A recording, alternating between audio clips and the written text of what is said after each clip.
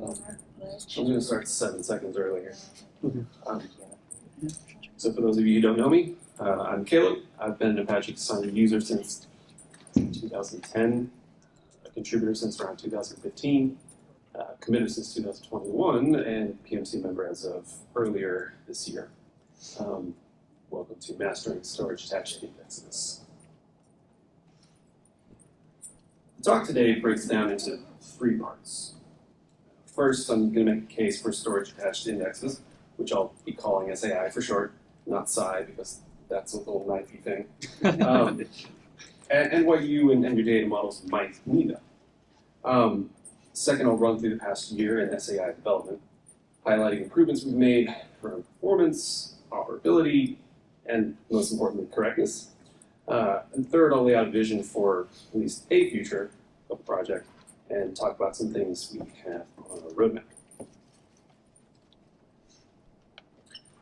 Okay, so why SAI? SAI was developed in the context of 2 long-term trends in the project.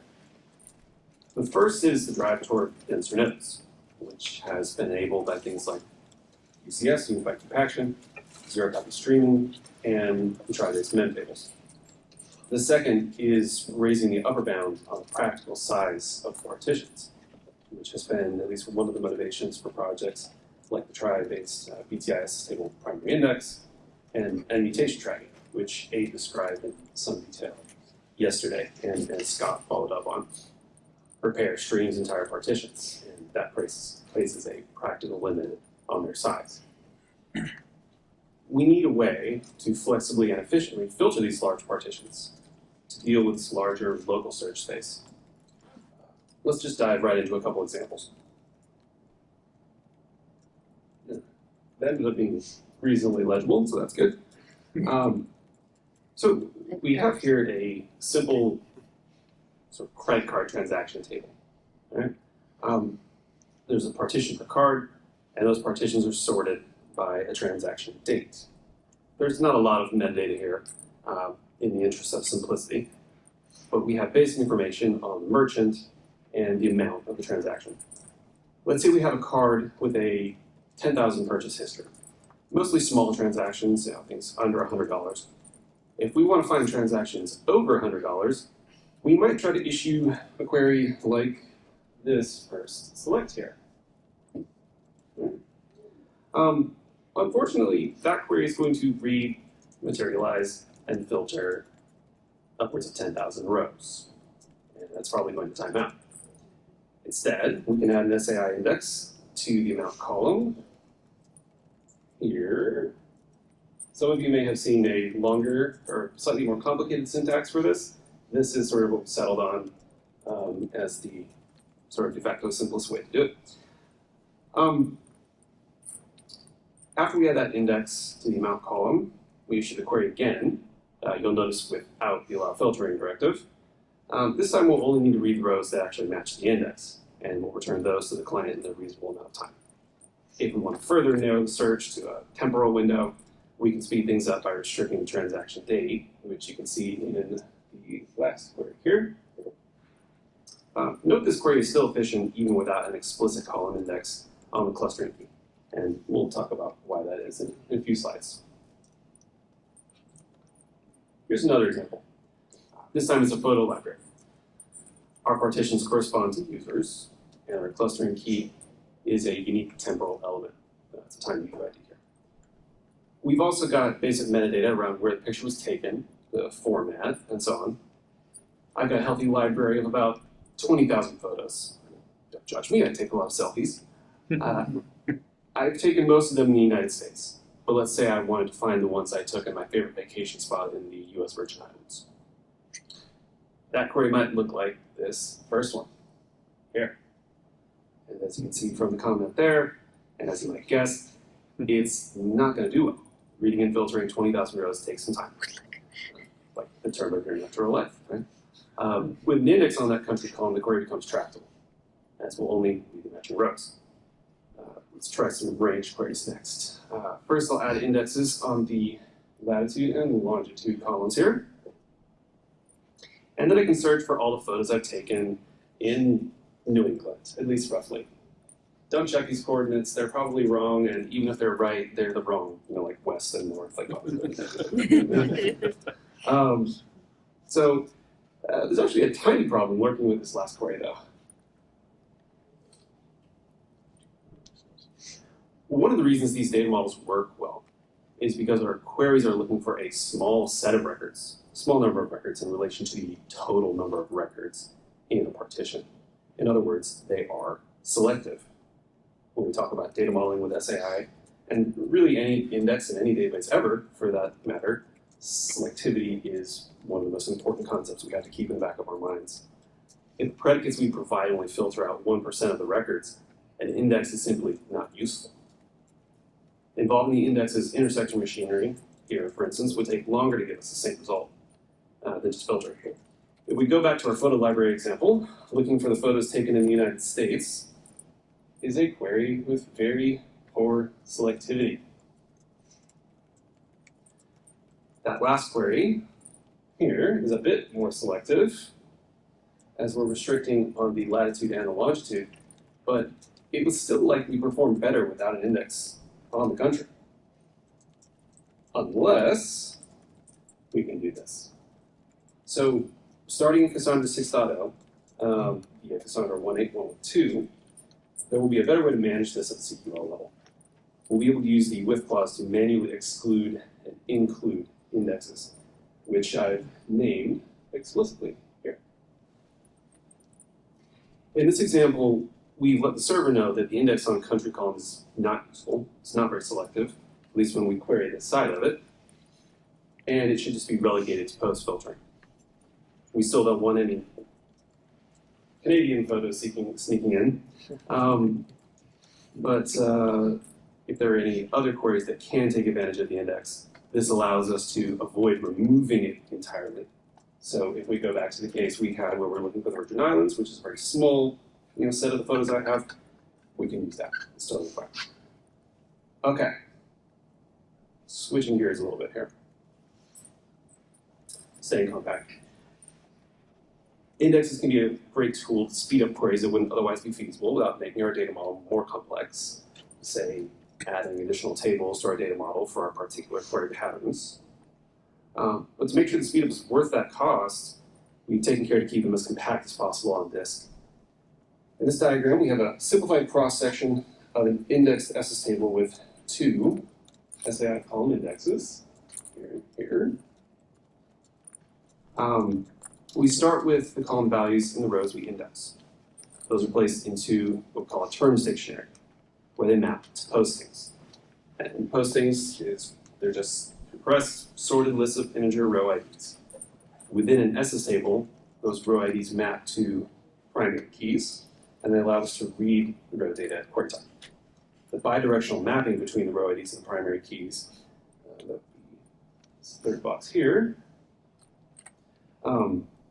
although it's compressed, is the most expensive single component of the index.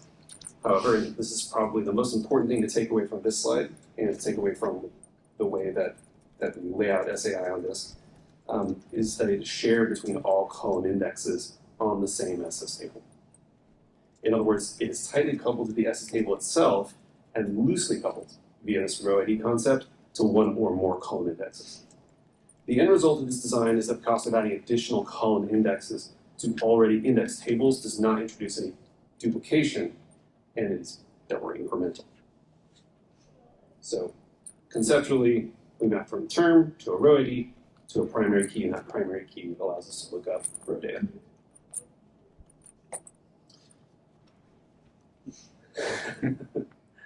I'll just say that I'm very, very happy that Apple Legal allowed me to keep a couple memes in this talk. Before we wrap up this first section of the talk, it's time for a word or words of caution. SAI was designed primarily to search large partitions. It is still a local index, and global queries will likely not scale well as the cluster grows. Also, the storage attached, and by that we mean SS table attached, a little shout out to Zazie, architecture of SAI means that query latency is sensitive to the number of participating SS tables. It's the number of SS tables that participate in read. If you are making non-partition restricted queries, you should probably at least avoid LCS or UCS configured to behave like LCS. There are some conditions where global queries may work, but we can certainly talk about those a little bit after the talk if anybody has questions about it. Okay, on part 2. So with everyone up to speed on why we built SAI, how we might use it, and where we probably should not use it, let's rewind a bit. All the way back to this time last year, September 2024. Cassandra 5.0 had just been released, and SAI with it. Thanks to reports from the community, bus testing with Harry, and other efforts, we've been able to identify and fix a raft of data loss and consistency bugs. We introduced 2 complementary mechanisms that apply to both indexing and non-index filtering, actually, at read consistency levels above 1. I don't think, however, that they are actually widely understood. They are replicate filtering protection and non-strict filtering. We're going to talk about it now. All right, replicate filtering protection is first. We're going to start with that. Here's the familiar transactions table from a few slides ago, with its index on the amount column. We're in Minneapolis, I guess, right? So let's insert a new $95 purchase from our favorite big box store, Target, into this table. We have 3 replicas, and let's assume that they are in a consistent state after the write. Next, we're going to introduce some divergence between the replicas. Due to a clerical error of some kind, we're going to update the amount of our purchase. But we're going to do it at write consistency level 1. For whatever reason, the update hits replica A here, but not replicas B or C, which means that they are now in a stale state and need repair. However, our write did succeed at CL1, so we should be able to make this query, finding my transactions with amounts less than $100 at read CL all. Right here. Before replicate filtering protection, things went something like this. Replica A thinks the amount of our transaction is $105. Produces no matches. Replicas B and C still think that the transaction amount is $95, and both produce a match. Right here. And they send the corresponding row to the coordinator. Ignoring the, we'll call it the silent replica here, the coordinator resolves a row for the user when it should not. I've omitted timestamps in this diagram, but the mutation at replica A is obviously the most recent. If it were actually resolved to the coordinator, we would not have a result for this query. With replica filtering protection, the replicas respond to the initial read request from the coordinator the same way as they did before. However, the coordinator catalogs keys about which replicas are silent. In this case, replica A is silent. And in a second pass, reads the complete row from, in this case, replica A, or any other replicas that were silent. So we now have enough information to resolve the original query. The amount of our transaction is $105 in the latest visible timestamp, at the latest visible timestamp, sorry, which is greater than $100, so we trigger read repair, return an empty result to the client as we ship. Note this also resolves the case where replica A contains a delete with a later timestamp. This is just the partial update case. Okay. All right, so what happens if all the replicas are silent? And how might that? Let's return to our photo library example. Our table now resides in key space with RF3, and we'll index the latitude and longitude columns here.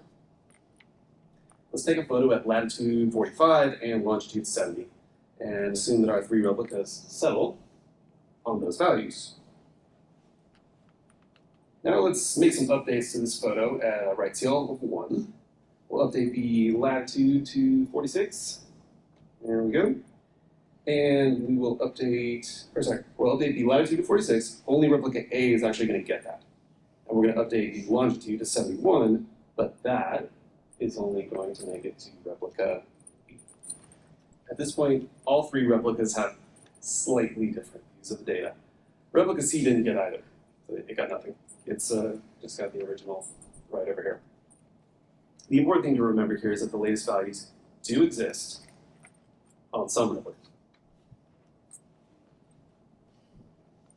We should be able to resolve this divergence with a read at a consistency level of all, though, right? Well, let's query for a latitude of greater than 45.5 and a longitude of greater than 70.5. Replica A fails on the longitude predicate, right there, as it's got 70, the old value. Replica B has the old latitude value, so it fails on the latitude filter. Here. Replica C is hopeless, so we'll talk about replica C. So no replica returns this row to the coordinator, and even though a row resolved from all three replicas with newest coordinates would match our query, the coordinator returns an empty result to the user. From the perspective of the user, then we have lost data. We have data loss. Especially if the result of this query is stored in a downstream system, then it's even worse. Non-strict filtering solves this problem by making sure replicas always return enough information to the coordinator to reconcile this kind of divergence. Let's try it again. The coordinator inspects the query, sees that we have an intersection on two mutable columns. In other words, two independent columns that might be updated, and their updates separated from each other on any particular node. It instructs the replicas to degrade the AND query on latitude and longitude to an OR query, to a union locally. That means replica A matches on its updated latitude. Replica B matches on its updated longitude, and both send a row to the coordinator. Replica C is still hopeless, but it's okay. The coordinator can now resolve an up-to-date row which matches the strict AND query and be returned to the client. All right, there you go.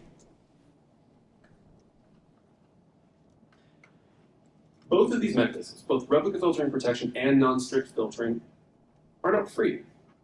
I think that's obvious enough. However, much like the cost of mutation tracking and really a lot of other things in distributed systems, the cost is proportional to how unrepaired our data is.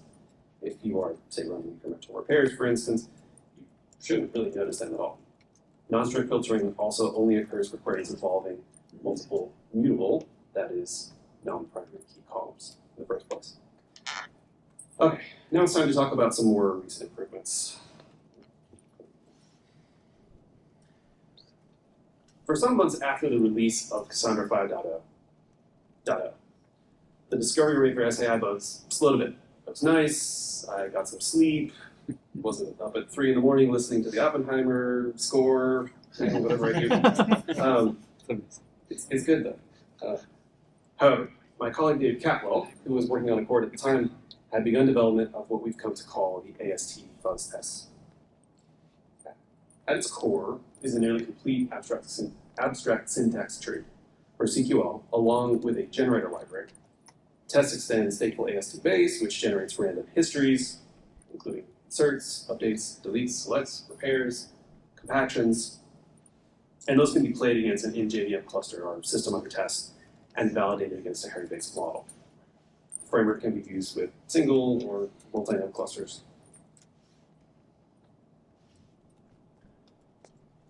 When test fails, first thing you will see is the C.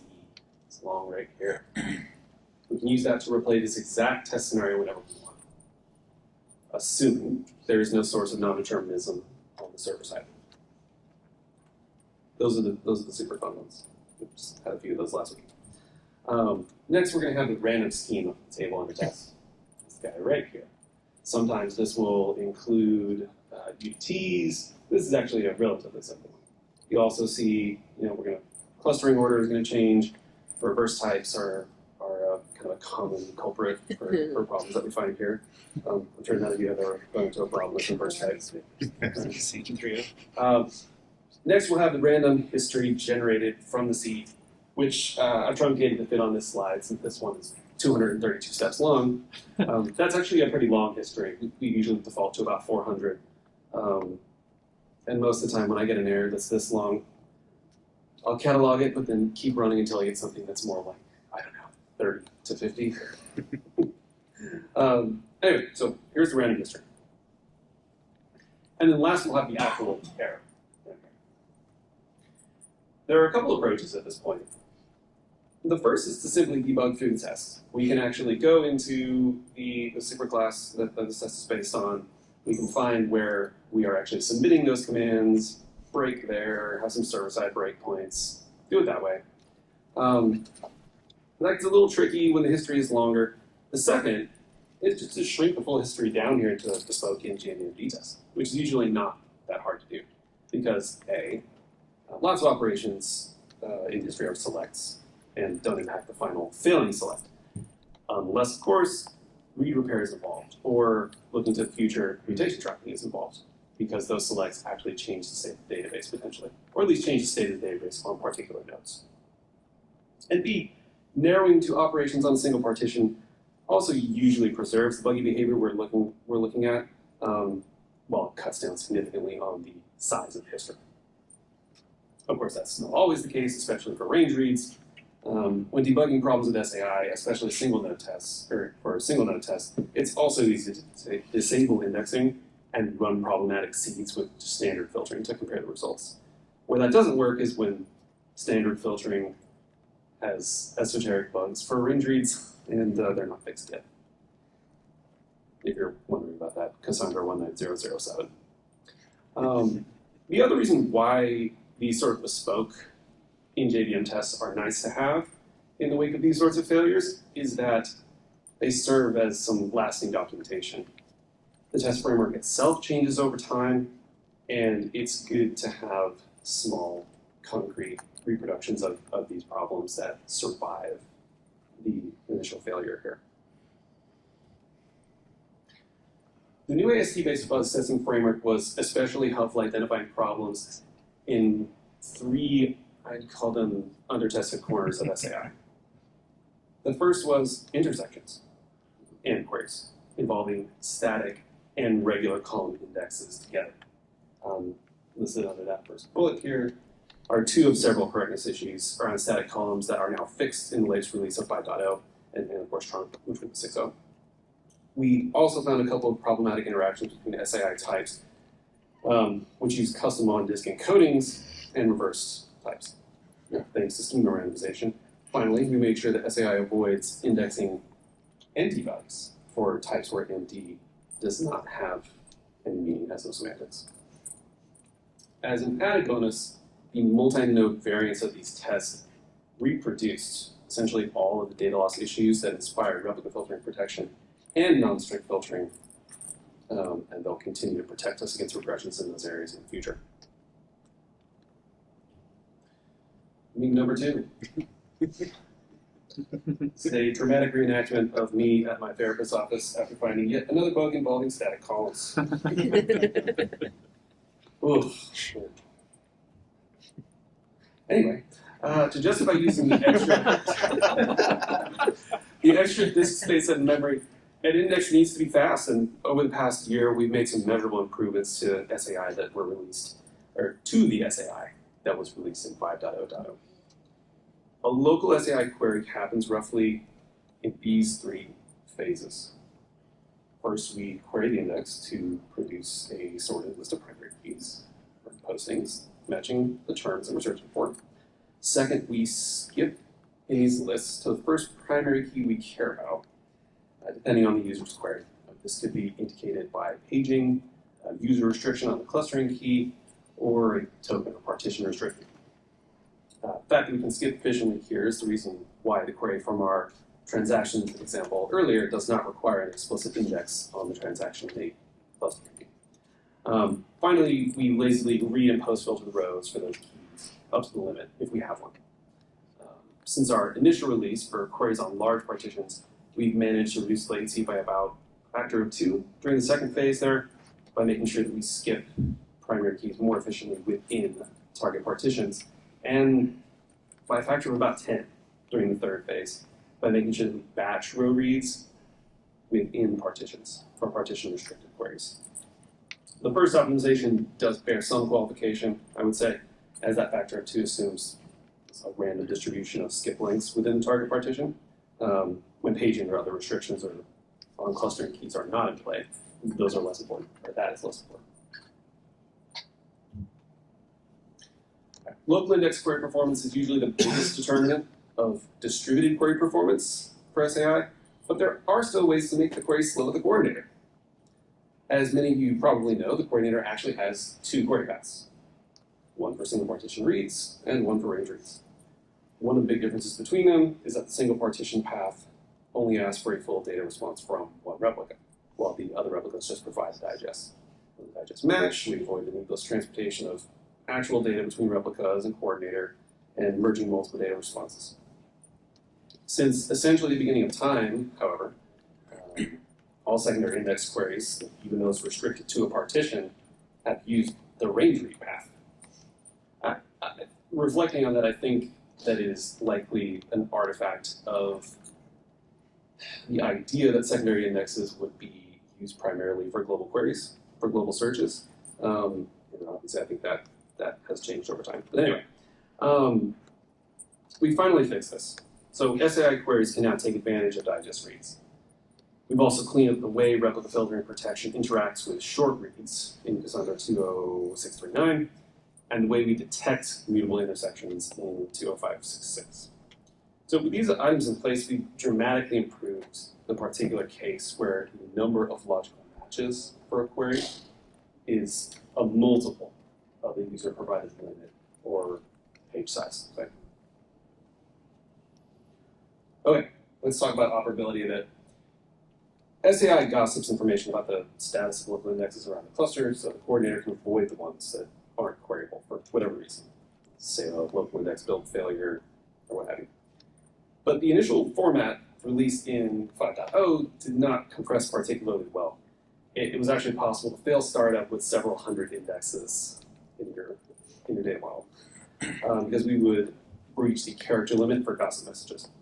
Fortunately, it wasn't too hard to cut the size of those payloads by a factor of up to 4, depending on how many tables share key space and a couple other factors. We've also changed the logic around index selection to prefer a legacy secondary index by default. And that's just because there are likely more cases where we're migrating to SAI from a legacy secondary index than the other way around. Finally, while there are dozens of metrics accessible via JMX and key tables, we've added some of those, some of the most important bits for interrogating query performance to the output of data sets. S-table indexes, hit, and the number of rows post-filter, for example, help us understand what we're spending our time on the read set. And last, I know Patrick will forgive me, but we have expanded CQL a bit.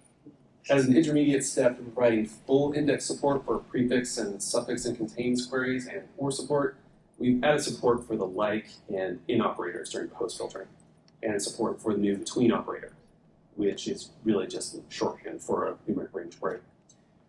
We've also talked about manual index selection, but here's another example of what that syntax looks like. All of these will be supported in 6.0. I'd also like to give a shout out to Pranav Shinoe, Sunil Pawar, and Arun Ganesh, 3 newer contributors who provided patches for these first 3 issues that I had the pleasure of reviewing and committing. It was really encouraging for me to see interest in the project. And to come back a little bit to the like and in post-filtering support and just post-filtering support in general, the reason why these are useful is because there are cases where we may have 1 or 2 other reasonably selective, fully indexed columns that are part of our query, and being able to do this, as kind of an addendum to that is useful. Like if you sort of remember back, was introduced as part of the SASE patch back in the day, I think in 3.0, and like was we just never supported it as a filtering, a filtering predicate, and now we can finally do that. So that brings us more or less up to date. While the list of items on this slide is by no means exhaustive, it's a decent cross-section of features we like to have SAI support in some capacity, and 1 or 2 improvements. First, full index support for prefix and suffix queries via like. It's worth mentioning that support for fast prefix queries together with something like geohashes might also allow us to move into some interesting spatial use cases. Text analysis. SAI supports some very basic text processing right now, things like case-insensitive search and Unicode normalization. We can easily expand that with something like Lucine's text analysis libraries. Query optimization. This is going to be a big conversation. Manual index selection is a nice escape hatch. We have that now. But there's a lot of low-hanging fruit in terms of how we can make that kind of intervention unnecessary, make that opaque to the user, not transparent, opaque. Full indexing on frozen collections is still outstanding. There's work to be done to modernize the vector search implementation that's based on SAI, which could be, again, a whole talk by itself. And that's going to include integration of the latest version of JVector, making sure that support for Java 21 is up to snuff, in addition to a few other things. But that's going to be a big project. Finally, and I added this bullet in the middle of the previous talk, but we need to support sharding SAI's mem table attached to indexes. We currently don't follow the try mem tables example here, and we have an opportunity to reduce contention and therefore write latency.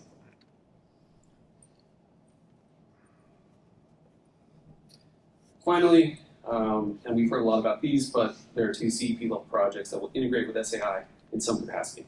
First is multi-key transactions. Index queries issued from accord transactions will ultimately only be required to execute on one replica. And consistency is guaranteed by the protocol and not the patchwork of coordinated reconciliation mechanisms that we have now, that I talked about earlier in this talk. Mutation tracking, which is under development, and C45 will maintain our dependency on non-strict filtering, but replace root repair, anti-entropy repair, and replica filtering protection with a single catch-up mechanism for individual mutations. I talked a little bit earlier about the fact that we can use the digest mechanism in the single partition read path now with SAI, but that still means that we are performing a local read, a local SAI index query, just to generate a digest, which is suboptimal, right? Okay. Oh, and I didn't mention here, but Cassandra 19244, that is an epic Jira that all of these sit underneath, and a bunch more things. So if you want to know the general temperature or sort of progress of these things, that's a great place to go just to kind of get an overall overview. Okay. And that's all I've got. I didn't want to take the whole time. So we've got 8 minutes for questions, if you have them. But yeah, that's it.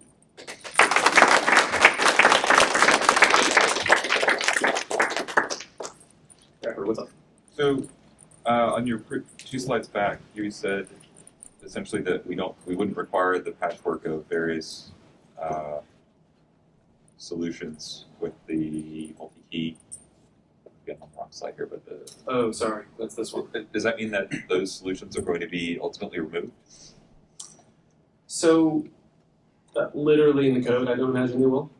We'll still have the current read and write paths, but for say a table with that's in full transactional mode, the protocol is going to allow us to abstract all local queries, not just index queries, to single replicas.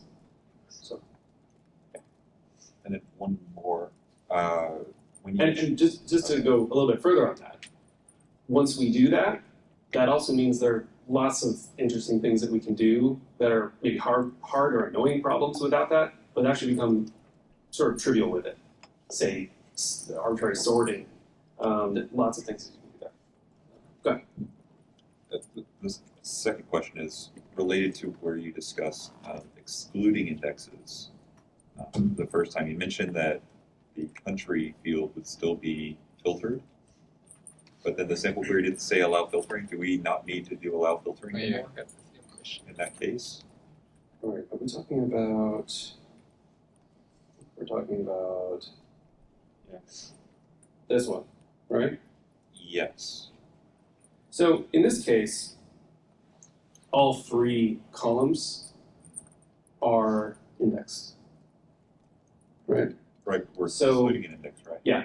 So because all 3 columns are indexed, we're not going to require the allow filtering directive here because we are explicitly telling the query processing machinery, yeah, we know there's an index on country, but it's more harmful than helpful.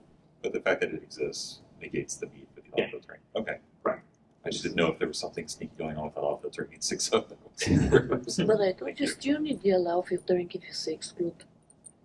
Okay, I'll check after it. I'm probably wrong. Probably you tested it before. Yeah, I mean the presence of allow filtering doesn't matter either way in terms of how No, the query it's is just executed. more that you know what's going on when you see it. Anyway. All right. Francis, what's up? So I think in the next slide, or maybe 2 slides, or maybe. No? No, go back. Back. Back. One more.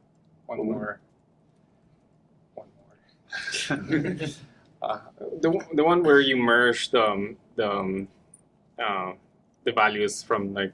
Oh yeah, it's I think- probably because there's some losses in code here. The replica filtering protection example, Yeah, or the, the next one. next one, this one. Yeah. So are you effectively doing a read from all the replicas here?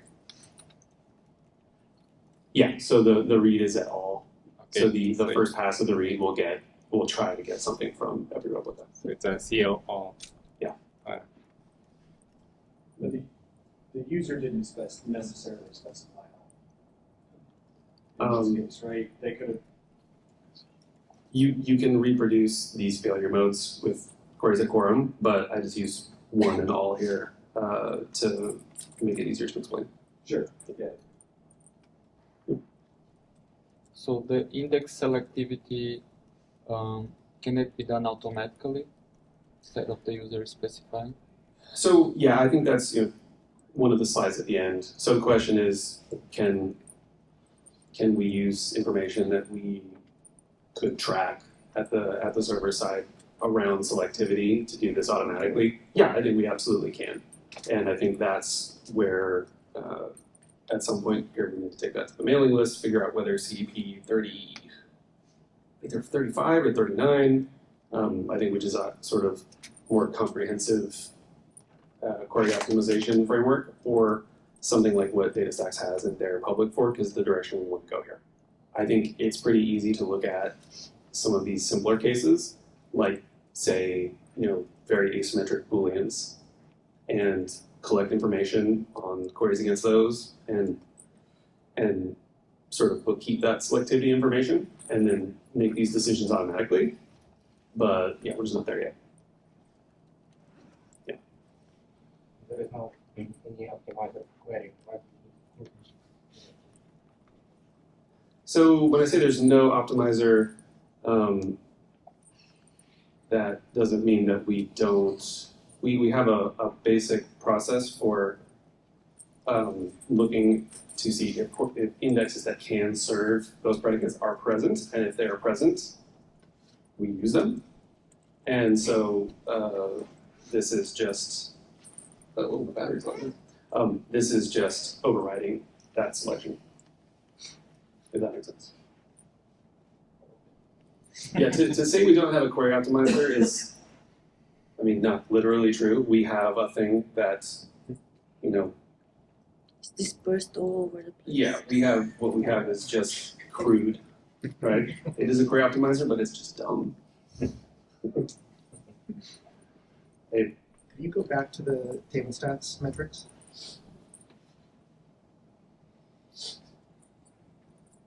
That one? Yes. So Yeah. if a user has a query and their query is slow, what do they look at to find out which indexes to try excluding?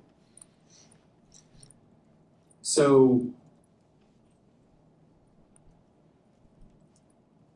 the question, just to repeat, for the recording is, if a user has a query that is slow and they are querying against multiple index columns, right? And they want to determine, okay, which one of these queries is causing the problem here. So if you look at the metrics here, these are higher level metrics that are like, okay, how many things are we post filtering? How many SS tables did we hit during the query, right? The more of those things that that we have, the more rows we post filter, the more SS tables we hit, the slower the query is going to be. In this case, where we're looking at, okay, what does my selectivity picture look like? We can look at the number of rows post filtered.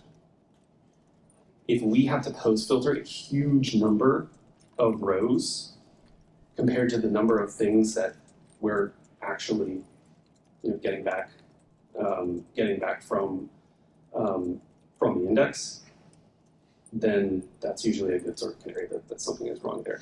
And if it's a little bit more controlled, you can also execute those individual predicates against the individual columns and see how large those result sets are as well. But I think there's probably room for more granular metrics around the cardinality of the postings list from the individual predicates, if that makes sense. Okay. Right there. This is maybe more of a statement than a question, but I think with relational databases, the optimizers have been kind of a double-edged sword. Like many times they work well. They allow you to write a query in what appears to be sort of a data independent way, right? You don't have to tell the database how to execute it. On the flip side, especially with large, heavily loaded databases, relational database optimizers have a track record for suddenly changing their mind, and sometimes disastrously, about how to execute a query, either because the index statistics have become out of date, or the data's changed shape and so on. I'm wondering if there's been any, well, I guess there is a question. I wonder if there's been any thought in the community about kind of going further in the direction you've started of enabling users to say, use this index to execute this query, and if you only allow that, you wouldn't need to say exclude. But to go in the direction of expecting users to actually tell Cassandra roughly the execution plan it wants Cassandra to use for the query in order to provide predictable performance, even as the underlying data itself changes. Yeah, I think in some sense our mechanisms for doing that have evolved proportionally to the actual complexity of our queries. I mean, if we started as something that was basically a pretty simple key value store, there's not as much room for optimization as there would be, I guess, if the way we express queries really conceptually has a bigger mismatch with the way they're going to be executed, and not just the way the way that they can possibly be executed, but the number of possible ways they can be executed. And so I think since the number of possible ways we can even attempt to execute a query has actually always been pretty tight, I think it's been pretty small, we just never evolved great mechanisms for that. But yeah, I think this is what we're trying to do here, is just a response to that actually starting to become a little bit more, starting to expand a little bit. Does that help? Somewhat, but I guess the question, you can expand. I guess the question is, at the end of the day, should we trust the database to be making the decision about the best way to use indexes, do what they call merge joins on the index data and so on, or is that something that it would be better to leave in the user's hands? I think that it's a question of our level of trust in the underlying metrics that generate those decisions. Right? I mean, I think that's kind of maybe an equivocating answer here, but I would say, philosophically, historically, we've always kind of erred on the side of it's your problem, user, go forth and do the thing. And you see that because originally it was thrift based, and you had a whole host of people that were really, really angry at the thrift to C2L transition because they lost flexibility and power. And so I would say culturally, we just slowly move away from maximizing user flexibility and power towards usability. So at least for me, if we were on the dev list debating this, I would definitely advocate for always retaining the ability for a user to basically just sledgehammer the thing and tell it, no, this is the index. like screw you and your optimizer, this is what I want you to do. You know, kind of like allow filtering. It's like, I know what I'm doing, let me go ahead and light my cluster on fire. And That's why we added hints. Yeah. Pretty much. I think even if we develop more robust optimization mechanisms, we should keep these things. Yeah. Hints are there to stay. What was that? Hints are there to stay. The new hints included. And Index hints are there to stay. Hints are not. All right. Anything else? I have one more question. You raised your hand like 2 Yeah, milliseconds it's okay. before you Yeah, did. sure. So No. Oh, good. Okay, so I have a question. Why enabling chunk cache is so much critical from the latency point of view for SAI?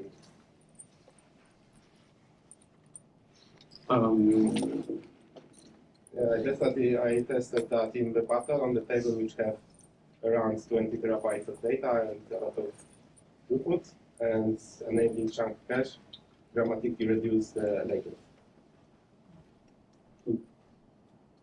let's talk about that one right after this. that's okay. Yeah.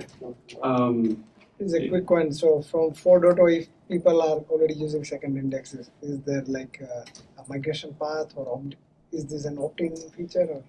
Yeah, so one of the things I mentioned here is, and this actually, this answer is going to be tied together by what we just talked about with the include exclude stuff, and something else that I mentioned here, which is that the default behavior that we have now is that at index selection time, at query time, we have both indexes. Let's say we have a legacy secondary index, and on that same column, we're in the process of building an SAI index.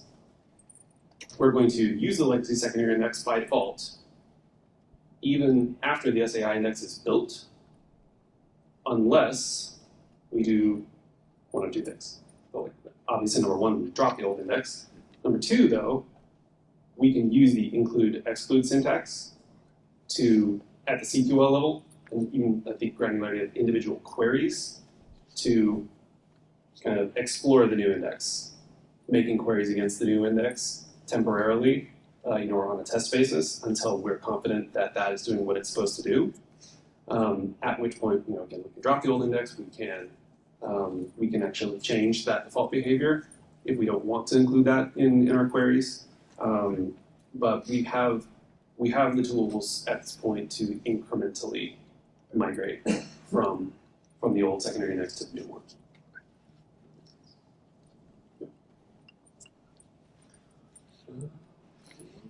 And we'll talk real quick here, but Later. Is here anyone who are using SAI index on production cluster on heavy traffic? Except me? Okay. No, we are. We are. oh yeah. Yeah. That's true.